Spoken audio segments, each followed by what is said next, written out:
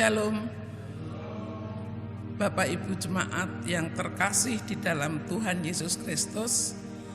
Hari ini kita akan memasuki Minggu 6 September 2020. Ya, walaupun Bapak Ibu dan saudara terkasih mengikutinya dari rumah masing-masing, kiranya tidak mengurangi sukacita di dalam hati kita sekalian. Dan tema minggu ini yaitu nasihat untuk hidup berdamai. Jemaat, marilah kita diam sejenak, meneduhkan hati, mempersiapkan roh hati dan pikiran kita bagi Allah. Kita bersaat teduh.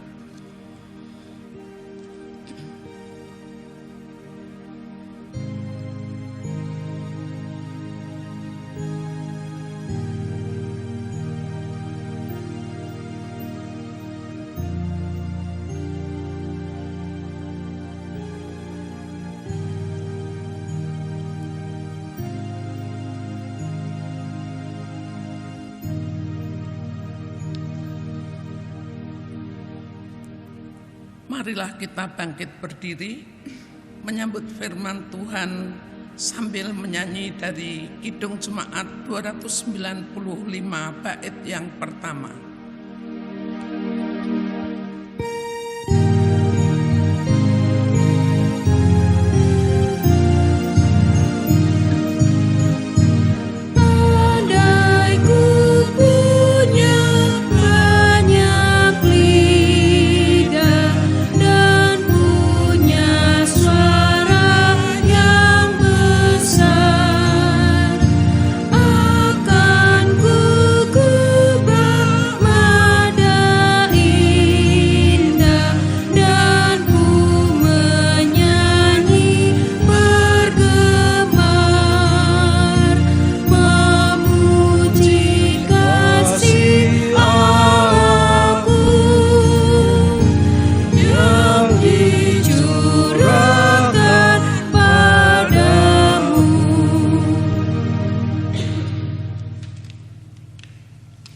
Pertolongan kita adalah dalam nama Tuhan yang menjadikan langit dan bumi, yang memelihara kesetiaannya sampai selama-lamanya.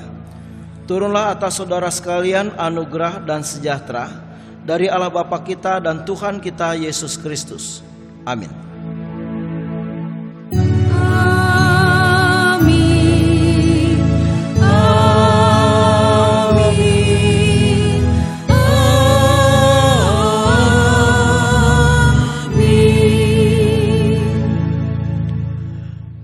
Pembimbing. Saudara-saudara jemaat, mendasari kebaktian kita hari ini, firman Tuhan mengatakan seperti yang tertera dalam Yakobus 3 ayat 8 yang berbunyi sebagai berikut. Tetapi tidak seorang pun yang berkuasa menjinakkan lidah.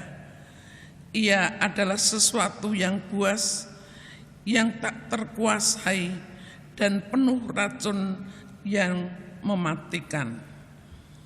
Kita aminkan nats pembimbing di atas dengan menyanyikan dari PKJ 216 bait yang pertama.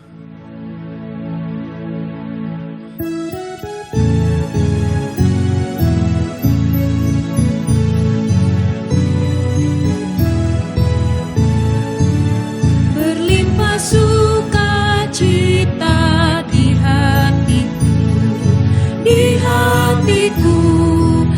hatiku berlimpah sukacita di hatiku, tetap di hatiku. Aku bersyukur, bersukacita, kasih Tuhan diam di dalamku.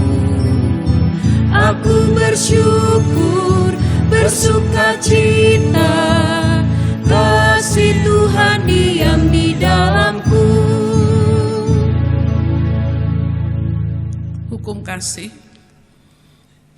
kita merendahkan diri di bawah hukum Tuhan menurut Matius 22 ayat 37 sampai 40 sebagai berikut. Jawab Yesus kepadanya, "Kasihilah Tuhan Allahmu dengan segenap hatimu, dan dengan segenap jiwamu, dan dengan segenap akal budimu. Itulah hukum yang terutama dan yang pertama. Dan hukum yang kedua yang sama dengan itu ialah, kasihilah sesamamu manusia seperti dirimu sendiri. Pada kedua hukum inilah tergantung seluruh hukum Taurat dan kitab para nabi." Pengakuan dosa. Saudara-saudara, menurut tabiat kita yang lama, kita tidak dapat melaksanakan perintah-perintah itu dengan sempurna. Bahkan dalam banyak perkara, kita tidak mampu mengucap syukur dengan benar kepada Allah yang hidup. Namun, berdasarkan firman Tuhan dalam 1 Yohanes 1 ayat 8 dan 9, jika kita berkata bahwa kita tidak berdosa, maka kita menipu diri kita sendiri dan kebenaran tidak ada di dalam kita. Jika kita mengaku dosa kita, maka Ia adalah setia dan adil, sehingga Ia akan mengampuni segala dosa kita dan menyucikan kita dari segala kejahatan. Saudara-saudara, di atas janji Tuhan ini, marilah kita mengaku dosa-dosa kita dan mempersekutukan diri dalam kekudusan Tuhan. Marilah kita mengaku dosa kita secara pribadi.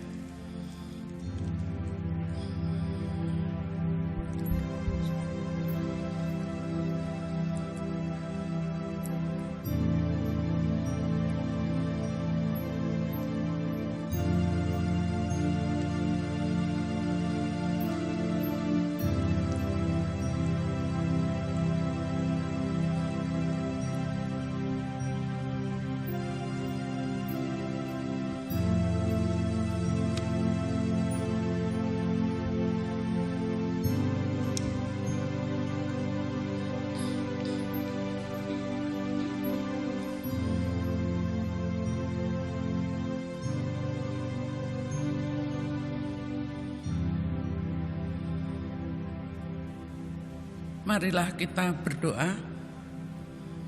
Ya Bapa Maha Kudus yang penuh pengasihan, kami mengaku kepadamu bahwa kami telah bersalah, baik dalam pikiran, perkataan, dan perbuatan, serta gagal dalam berbuat baik. Seringkali kami sebagai umat tebusan-Mu terbenam dalam kelemahan iman, tidak setia, lalai menuruti perintah-perintah-Mu. Bapa, kami mohon pengasihan-Mu.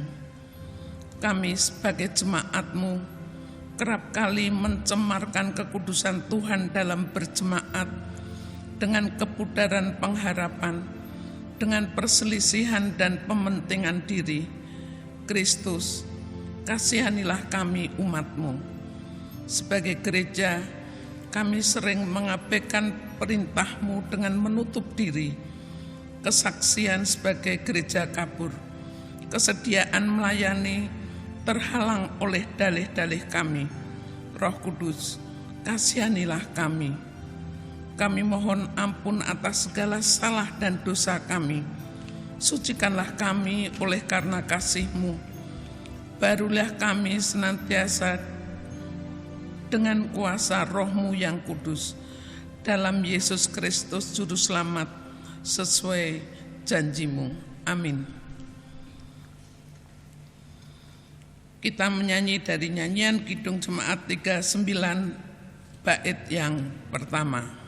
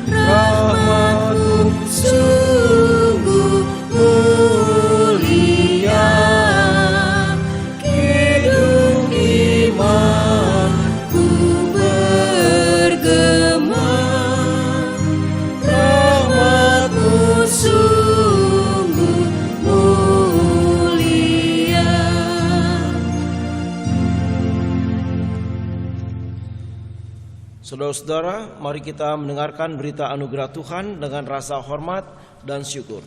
Dan saya minta jemaat Tuhan bangkit berdiri. Dengarkanlah berita anugerah Tuhan. Saya selaku hamba Tuhan Yesus Kristus memberitakan bahwa pengampunan dosa sudah berlaku dalam nama Allah Bapa, Allah Anak, dan Allah Roh Kudus bagi setiap orang yang dengan sungguh-sungguh mengaku dosa-dosanya di hadapan Allah sambil hidup menurut janji Tuhan. Hari ini berita anugerah diambil dari Yohanes 1 Yohanes 4 ayat 10 demikian. Inilah kasih itu, bukan kita yang telah mengasihi Allah, tetapi Allah yang telah mengasihi kita dan yang telah mengutus anaknya sebagai pendamaian bagi dosa-dosa kita. Demikianlah firman Tuhan. Jemaat duduk kembali. Amin. Petunjuk hidup baru. Dengan demikian, kita hidup dalam suatu hidup yang penuh dengan kelimpahan kasih Allah yang disebut hidup baru. Dengarlah petunjuk hidup baru yang terdapat dalam 1 Yohanes 3 ayat ke-18. Anak-anakku, marilah kita mengasihi bukan dengan perkataan atau dengan lidah, tetapi dengan perbuatan dan dalam kebenaran. Kiranya Roh Kudus menolong kita mewujudkan kemuliaan Allah. Amin. Kita aminkan dengan menyanyi dari PKJ 258 bait yang pertama.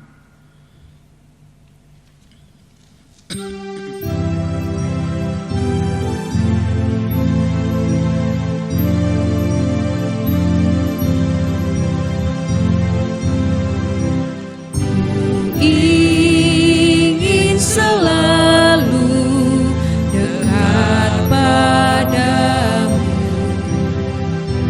mengiring Tuhan tiada jemu. Bila kau pimpin jalan hidupku, tidak ku takutkan segala seteru. Oh Juru Selamat, pegang tanganku, bimbinganmu itu ku perlu. Beri pertolongan, kuat kuasa-Mu. Oh Tuhan Yesus, pegang tanganku.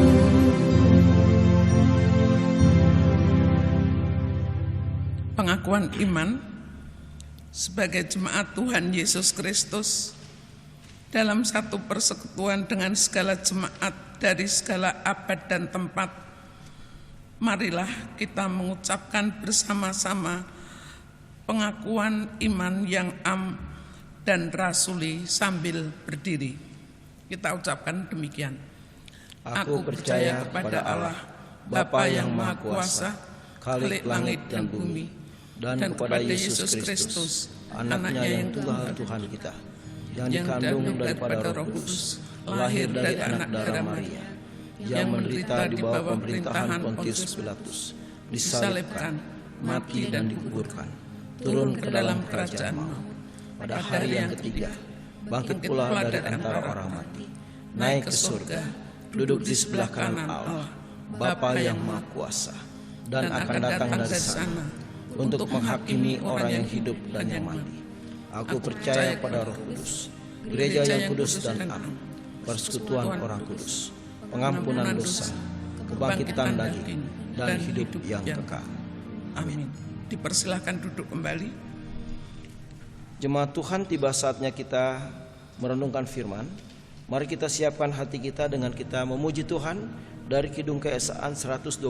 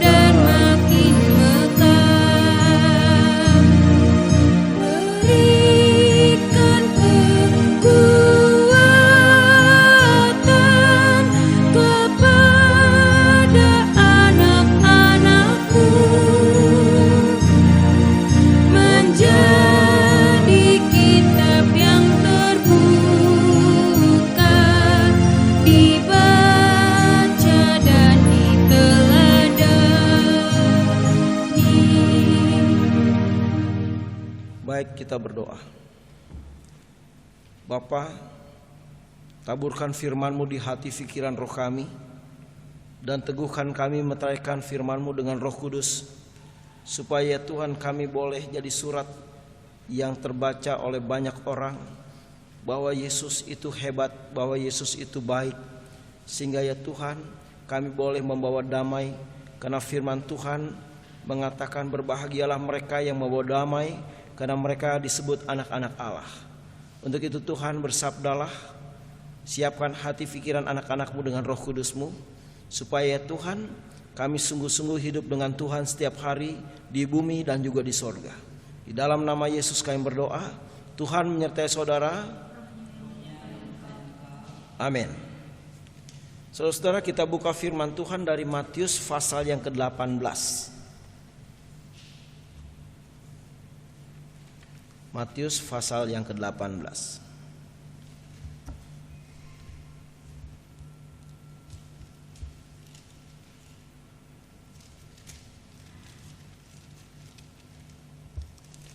Matius 18 ayat 15 sampai 20. Saya bacakan saudara-saudara. Demikian firman Tuhan. Tentang menasihati sesama saudara. Apabila saudaramu berbuat dosa, tegurlah dia di bawah 4 mata. Jika ia mendengarkan nasihatmu, engkau telah mendapatkannya kembali.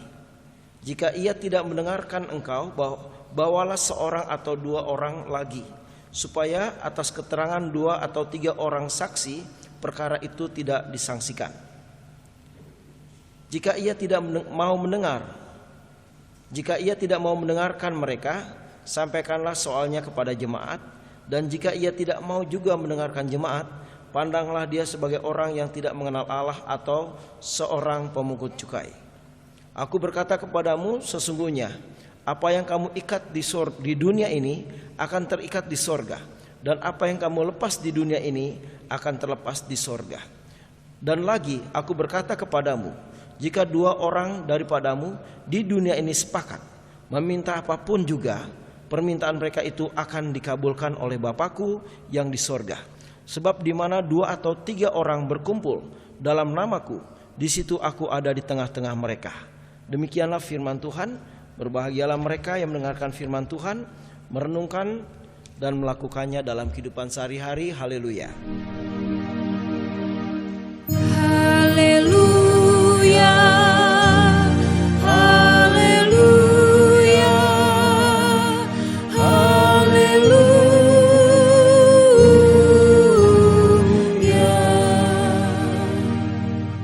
Shalom. Tuhan berkati kita semua.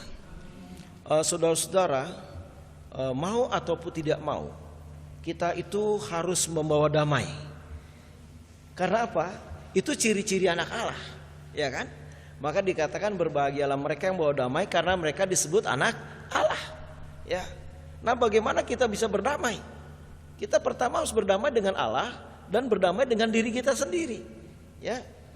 Karena banyak orang masih mempersalahkan dirinya, masih kecewa sama dirinya sendiri. Ya, masih tertekan. Gak bisa, saudara. Yesus sudah membebaskan kita. Yesus sudah membawa kita menjadi orang-orang yang mewarisi kerajaan surga. Roh Kudus ada di dalam diri kita. Kesalahan itu tidak terus boleh mengintimidasi kita. Pertama itu. Yang berikutnya, kita harus berdamai dengan Tuhan Yesus setiap hari, saudara. Ya. Maka oleh karena itu kita harus panggil Dia, baik pagi, siang, dan malam. Kita harus baca firman-Nya. Karena saya percaya kalau orang tidak baca firman Tuhan, rohnya jadi lemah. Daya tahan rohnya lemah. Waktu dia punya menghadapi masalah, dia cepat hancur, cepat kehilangan pengharapan, cepat bingung, ya. Tapi orang di dalam Tuhan dia akan kokoh. Menghadapi apapun juga dia tidak pernah gentar. Karena dia percaya bahwa pertolongan kita datang daripada Tuhan yang menciptakan langit dan bumi, yang tidak pernah meninggalkan perbuatan tangannya. Nah, saudara-saudara yang dikasihi Tuhan Yesus, di sini Tuhan mengatakan, memberikan nasihat kepada kita. Bagaimana pendapatmu jika seorang mempunyai, apabila saudara, ayat 15 saudara, saya baca tadi ayat 12. Apabila saudara berbuat dosa, tegurlah dia di bawah 4 mata. Ini urusannya supaya damai itu di dalam suatu persekutuan tetap terpelihara. Ya, jangan kita hembus-hembuskan. Kesalahan orang kecil kita hembus-hembuskan, keluar kedengarannya hebat, heboh, padahal nggak ada apa-apa sebenarnya. Ya, jadi banyak orang itu senangnya dipakai oleh kuasa jahat untuk menghembus-hembuskan supaya gereja hancur. Tapi saudara dan saya tidak boleh seperti itu. Kita harus menghembuskan firman, menghembuskan doa, menghembuskan berkat, menghembuskan pengampunan, ya, menghembuskan pengharapan. Itu yang harus ada. Tetapi Tuhan katakan, apabila saudara berbuat dosa, tegur dia di bawah 4 mata, panggil, ya, secara pribadi, tanya, kamu berbuat begini atau enggak, gitu kan? Nah, saudara-saudara kalau bilang, oh iya, saya menyesal, saya bertobat, ajak berdoa dia, ya. Kalau enggak, bawa ke majelis-majelis mendoakan atau ke pendeta mendoakannya, clear, ya, enggak perlu rame-rame kemana-mana. Nah, dan kita sudah mendapatkan dia kembali dalam suatu persekutuan yang kudus maksudnya. Penekanan di sini adalah karena jemaat harus kudus, karena milik Tuhan kudus, karena Allah kita adalah Allah yang kudus. Maka semua keluarga pribadi harus dijaga kekudusannya. Nah, oleh karena itu harus dinasihati oleh firman Tuhan. Tetapi saudara-saudara, jika ia tidak mendengarkan, ya, bawalah seorang atau 2 orang untuk menjadi saksi. Karena kesaksian ini perlu, ya saudara, ya, kesaksian itu perlu. Supaya dia tidak dipermalukan. Supaya waktu kita ada saksi, segala sesuatu jadi terang, jadi jelas. Ya, tidak ada dolak-dalik. Ini perlunya saksi.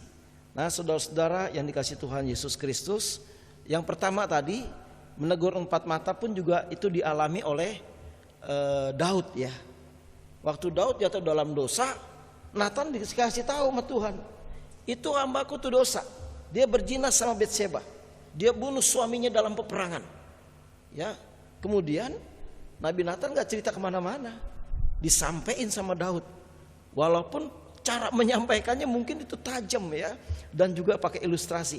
Itu ada di dalam 2 Samuel, saudara, 2 Samuel 12. Kita perlu lihat lagi, ya.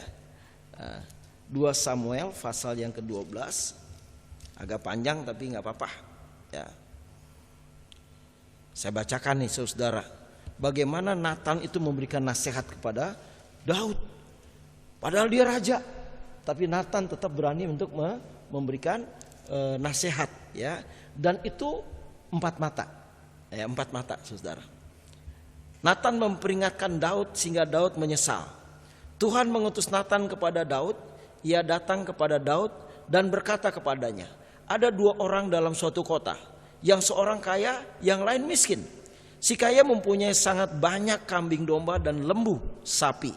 Si miskin tidak mempunyai apa-apa selain daripada seekor anak domba betina yang kecil, yang dibeli dan dipeliharanya. Anak domba itu menjadi besar padanya bersama-sama dengan anak-anaknya. Makan dari suapnya dan minum dari pialanya, dan tidur di pangkuannya seperti seorang anak perempuan baginya. Pada suatu waktu orang kaya itu mendapat tamu, dan ia merasa sayang mengambil seekor dari kambing dombanya atau lembunya untuk memasaknya bagi pengembara yang datang kepadanya itu. Jadi ia mengambil anak domba betina kepunyaan si miskin itu dan memasaknya bagi orang yang datang kepadanya itu. Lalu Daud menjadi sangat marah karena orang itu, dan ia berkata kepada Nathan, demi Tuhan yang hidup, orang yang melakukan itu harus dihukum mati. Dan anak domba betina itu harus dibayar gantinya 4 kali lipat, karena ia telah melakukan hal itu dan oleh karena ia tidak mengenal belas kasihan. Kemudian berkatalah Nathan kepada Daud, engkaulah orangnya itu, engkaulah orang itu.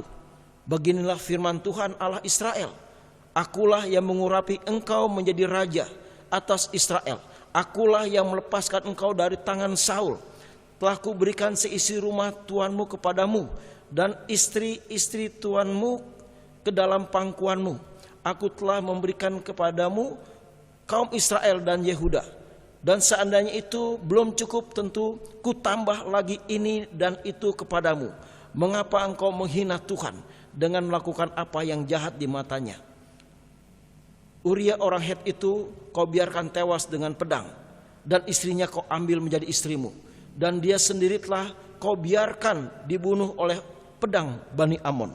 Saudara-saudara, jadi triknya Daud, dia pikir orang gak ada yang tahu, ya, tapi Allah Maha tahu. Dibukakan itu kepada Nabi Nathan. Nabi Nathan menyampaikan pakai ilustrasi, enggak langsung, ya. Ilustrasinya ada orang kaya raya kedatangan pesta, kedatangan tamu, dia mau potong kambingnya sayang, mau potong lembunya sayang. Akhirnya diambil kambing orang miskin yang dibesarkan dari kecil, yang makan dari suapnya, minum dari pialanya, yang dipangku, kalau tidur juga dalam pangkuannya, yang begitu disayang. Tetapi ternyata diambil sama orang kaya itu untuk dikorbankan atau disajikan untuk tamu-tamunya. Wah, Daud marah, saudara. Wah, itu orang harus dihukum mati, 4 kali lipat harus diganti, ya, karena orang itu tidak berbelas kasihan. Nathan bilang, engkaulah orangnya. Nah, saudara, itu sifatnya pribadi, ya, walaupun tajam keras, tetapi pribadi, ya. Karena apa?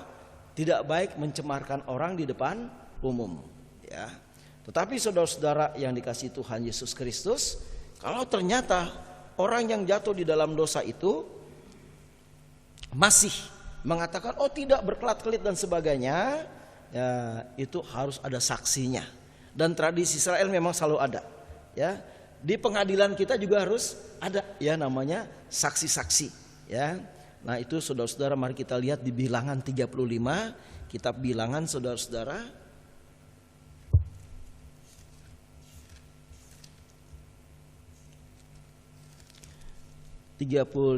Ayat yang ke-30, saudara-saudara.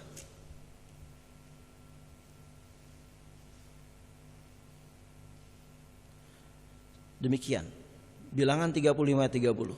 Setiap orang yang telah membunuh seseorang harus dibunuh sebagai pembunuh menurut keterangan saksi-saksi.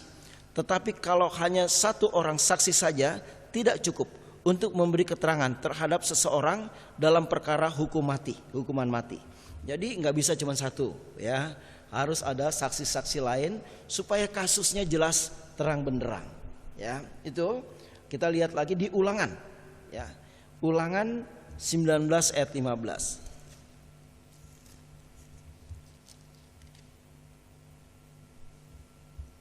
Ulangan 19 ayat 15, demikian firman Tuhan. Satu orang saksi saja tidak dapat menggugat seseorang mengenai perkara kesalahan apapun atau dosa apapun yang mungkin dilakukannya. Baru atas keterangan 2 atau 3 orang saksi perkara itu tidak disangsikan. Sebab kalau cuma satu orang, saudara, bisa aja fitnah, ya kan? Wah, dia bikin fitnah macam-macam. Tapi ternyata nggak seperti itu. Maka diperlukan saksi-saksi hidup supaya dia bisa membenarkan atau menyalahkan dari suatu peristiwa, ya.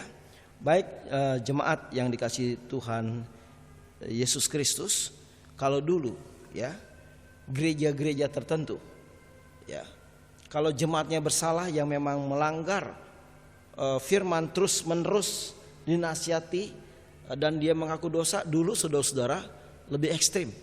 Di gereja-gereja tertentu, ya, saya nggak perlu sebutkan gerejanya, dia mengaku dosa di depan jemaat loh, saudara. Dia mengaku menyesali, terus doa pengampunan. Saya pikir itu justru lebih mantap, karena apa? Tidak ada yang bertanya-tanya, ya. Tapi dalam perkembangannya akhirnya, saudara, ini banyak yang kurang merasa etis katanya. Jadi ada yang cukup di depan majelis.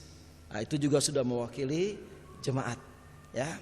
Nah, tetapi itu semua, saudara, sanksi-sanksi yang diberikan ini bukan untuk mempermalukan, tapi untuk mendidik seseorang untuk kembali ke dalam suatu persekutuan yang kudus.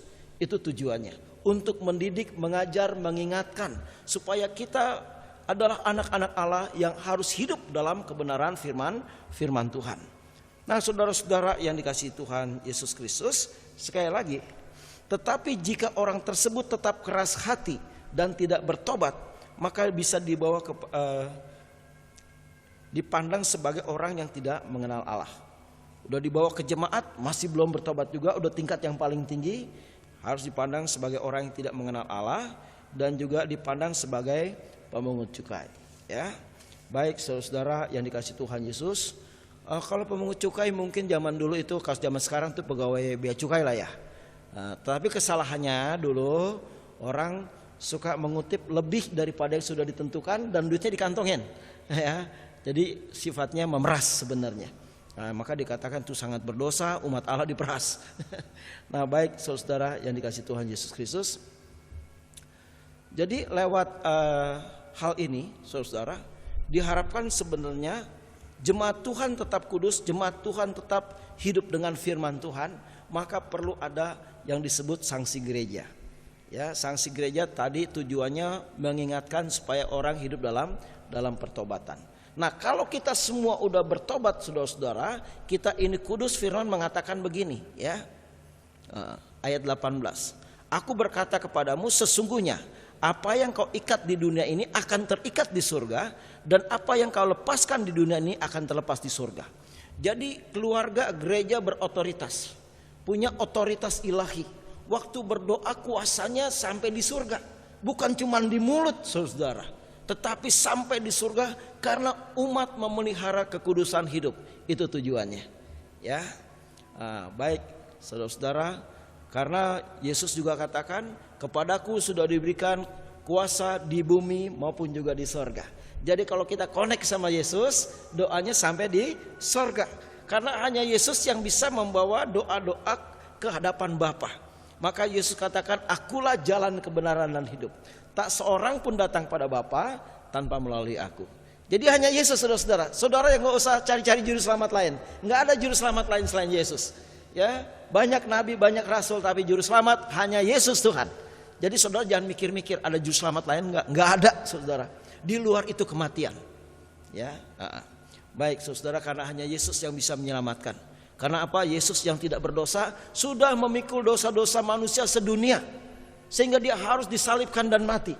Tetapi kuasa kematian tidak bisa membelenggu dia. Dia bangkit pada hari yang ketiga.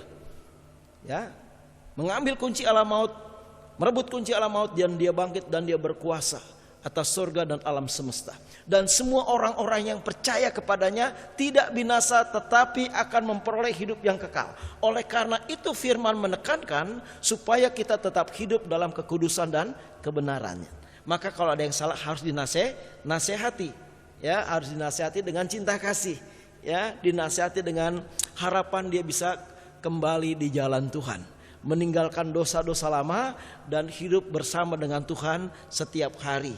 Ya, karena memang Yesus datang buat orang berdosa. Ya, buat orang-orang yang berdosa.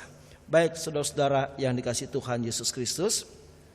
Ayat 19 saudara-saudara. Saya percaya ketika ada pengampunan dosa, ketika ada orang mengaku dosa, ketika orang diperdamaikan, akan ada kesehatian. Dan ini membuat segala sesuatu jadi hebat. Ayat 19. Dan lagi aku berkata kepadamu, jika 2 orang daripadamu di dunia ini sepakat meminta apapun juga, permintaan mereka itu akan dikabulkan oleh Bapakku yang di surga. Nah, problemnya seringkali di keluarga nggak sehati. Mamanya minta itu, anaknya nggak setuju, papanya minta ini, istrinya nggak setuju, dan seterusnya. Yang satu ngedumel, ya, akhirnya nggak ada kuasa karena tidak ada kesehatian. Ya, maka kalau kita berdoa, tanya dulu, kita mau berdoa ini nih, gimana? Sepakat? Kita doa. Ya, ada ganjalan nggak kakak nih kalau adik dibeliin gitar? Oh enggak Pak, aku senang, puji Tuhan, gitu kan? Kalau ada ganjalannya di mana? Kok aku nggak dibeliin? Oh nanti dibeliin bulan depan atau tahun depan. Yang penting ada kesehatan dulu, doa. Itu saudara ya. Kita harus terbuka di dalam satu keluarga dan juga di gereja, karena kita adalah keluarga kerajaan Allah, ya, atau kerajaan surga. Dan saya percaya ketika ada kesehatan, mujizat pasti terjadi. Karena bukan pendeta yang janji. Pendeta bisa ingkar janji, tapi Yesus tidak bisa ingkar janji. Pendeta bisa mengalami kesulitan menggenapi janjinya, tetapi Yesus tidak pernah mengalami kesulitan. Ya, baik, dia katakan permintaan mereka itu akan dikabulkan oleh Bapakku yang di surga. Sehati saudara.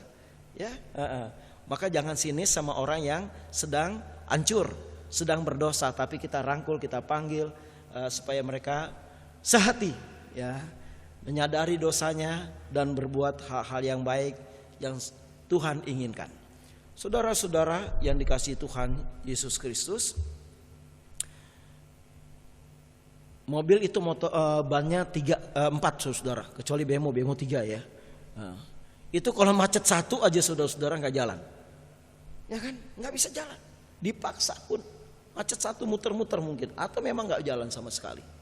Ya, gerobak juga begitu, delman juga gitu. Motor bannya keikat gitu, nggak bisa dia jalan. Udah berhenti di situ. Nah kita juga begitu. Semua harus rohnya mengalir dalam bimbingan Roh Kudus. Rohnya mengalir dalam bimbingan firman Tuhan. Sekeluarga berdoa, sekeluarga percaya, sekeluarga menyembah. Pasti ini menyenangkan Tuhan. Pasti semua doa-doa kita dijawab. Ya, yang tentunya yang sesuai dengan hatinya Tuhan ya. Bukan ambisinya kita. Kadang-kadang kita berdoa ngikutin ambisi kita, bukan ngikutin keinginannya Tuhan. Ya nggak boleh juga. Maka kita perlu evaluasi setiap hari.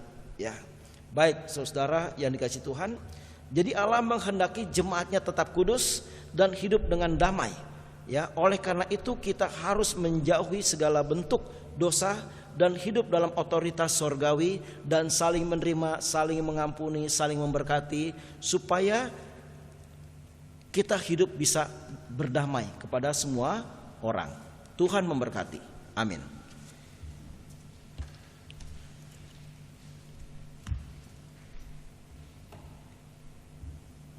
Kita responi dengan nyanyian saudara, NKB 116, siapa yang berpegang.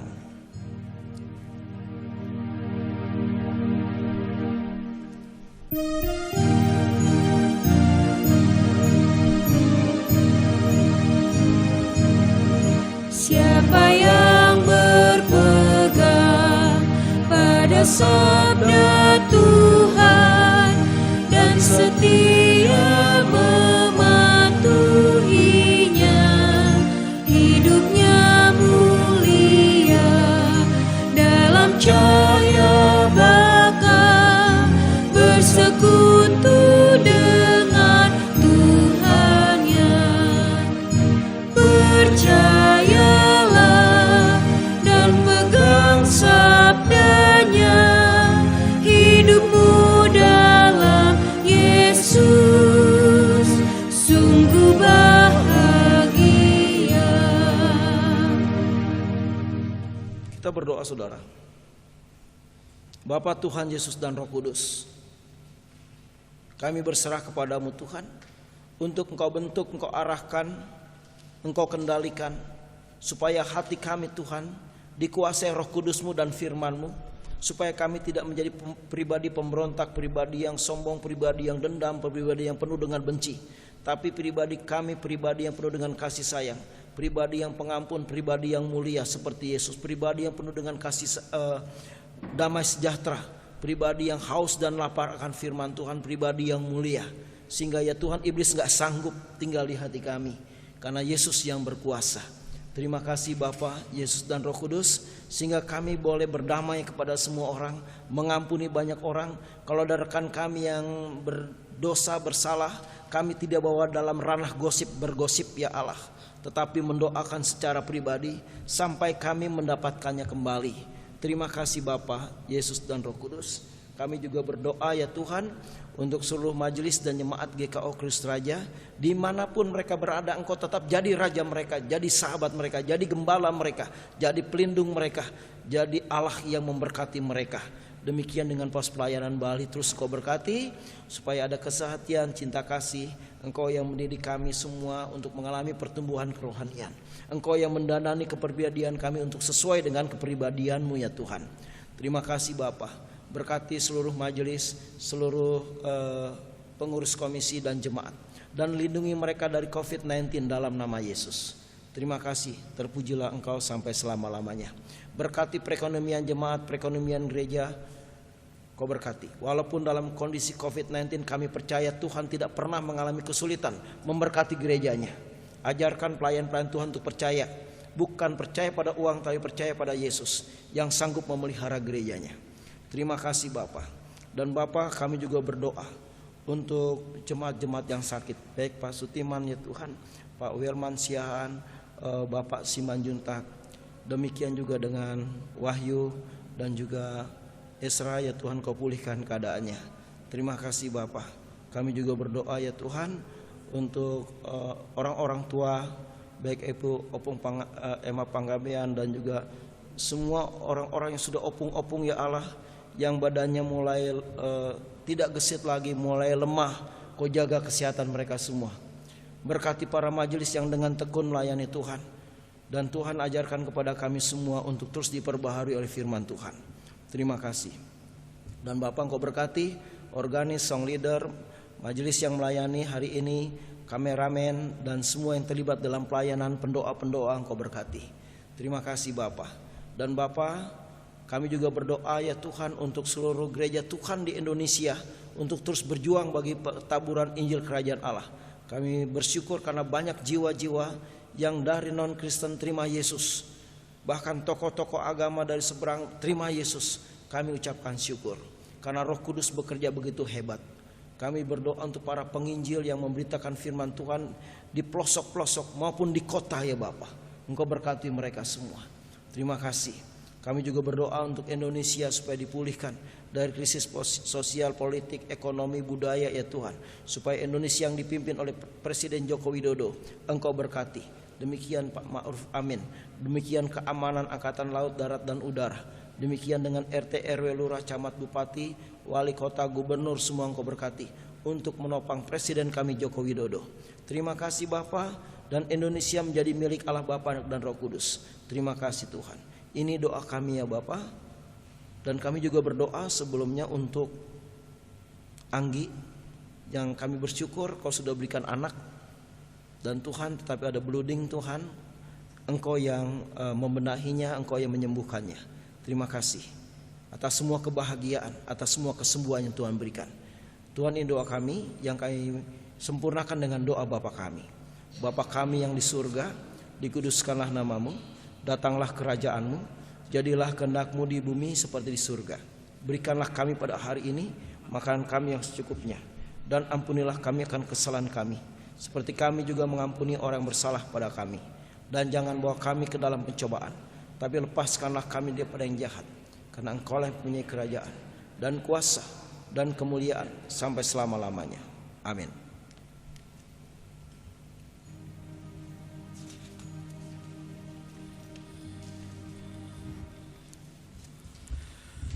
Saudara-saudara jemaat, marilah kita mengucap syukur kepada Tuhan dengan persembahan kita sambil mengingat kata Alkitab yang terdapat dalam Markus 12 ayat 41 sampai 44. Pada suatu kali Yesus duduk menghadapi peti persembahan dan memperhatikan bagaimana orang banyak memasukkan uang ke dalam peti itu.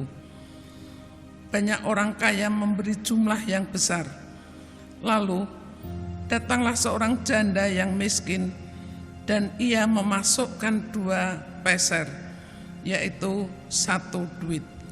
Maka dipanggilnya murid-muridnya dan berkata kepada mereka, "Aku berkata kepadamu, sesungguhnya janda miskin ini memberi lebih banyak daripada semua orang yang memasukkan uang ke dalam peti persembahan. Sebab mereka semua memberi dari kelimpahannya, tetapi janda ini memberi dari kekurangannya, semua yang ada padanya, yaitu seluruh nafkahnya." Sambil membawa persembahan, mari kita menyanyi dari nyanyian Kidung Keesaan 378.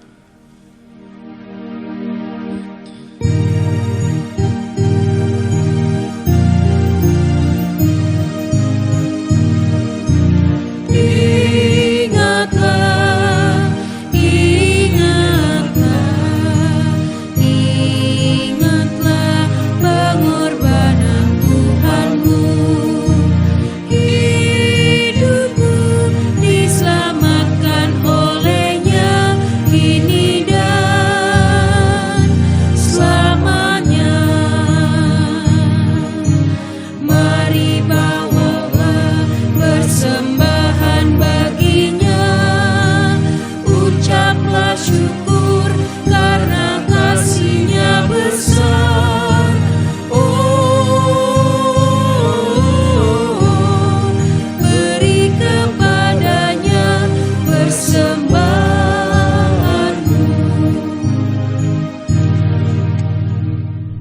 Bapak Ibu jemaat yang kebetulan mengikuti ibadah di rumah masing-masing, kami mengucapkan terima kasih atas kesetiaannya memberikan persembahan ke gereja, dan bagi yang belum memberikan agar segera memberikannya ke gereja setiap hari kerja atau kepada salah seorang majelis yang dekat kepada Bapak, Ibu, Saudara. Karena seluruh pelayanan gereja dalam saat pandemi ini terus berjalan. Tuhan memberkati Bapak Ibu. Marilah kita bangkit berdiri untuk mendoakan persembahan kita. Sekarang ya Allah kami bersyukur kepadamu dan memuji nama-Mu yang agung itu. Sebab siapakah kami ini, sehingga kami mampu memberikan persembahan sukarela seperti ini. Sebab daripada-Mu segala-galanya, dan dari tangan-Mu sendirilah persembahan yang kami berikan kepadamu. Amin. Amin. Tetap berdiri. Saudara, kita akan akhiri ibadah ini untuk terima berkat. Kita bernyanyi dari Kidung Jemaat 395, Betapa indah harinya, betapa indah harinya.